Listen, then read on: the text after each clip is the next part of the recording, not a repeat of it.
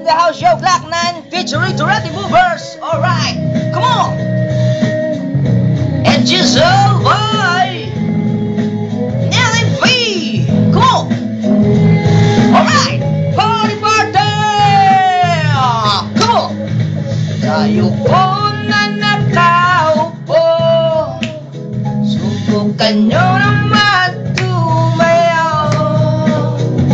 At baka matanaw, ninyo ang tunay na kalagayan ko. Ganito kasi yun. Tao po, nandyan po ba kayo sa loob ng malaking bahay at malawak na kukuran? Mataas na pader, pinapaligiran at nakabilang mga mamahaling sasakyan. Mga batay na laging bulong ng bulong, wala namang kasal pero marami ang nakabaro. Lumakas pa ng ulan ay walang butas sa bubong, mga plato at kutsara na hindi kilala. At totong at kakanin ay simputi ng gansita ng saka. At kahit na hindi Pasko sa lamesa ay may masarap sigurong manirahan sa bahay na ganyan. Sabi pa nila ay dito mo rin matatagpuan ang tao na nagmamayari ng isang upuan. Kapag may pagkakatao'y pinag-aagawa, kaya naman hindi niya pinakakawalan. Makikita ko lamang siya ay aking sisigawan.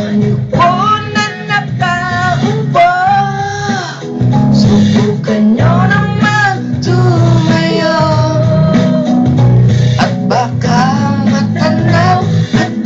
matanaw ninyo ang tunay na kalagayan ko.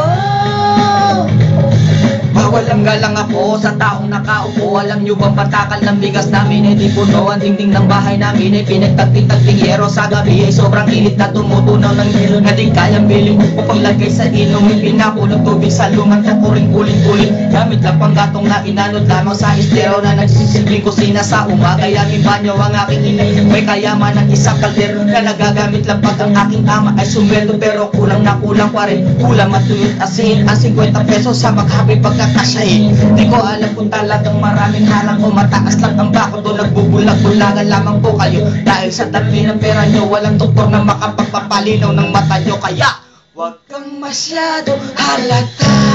Bato sa langit ang matamaan, huwag magalit. Bato sa langit ang matamaan ay huwag masyadong halata. Huwag kang masyadong halata. Huwag kang masyadong halata. Masyadong halata.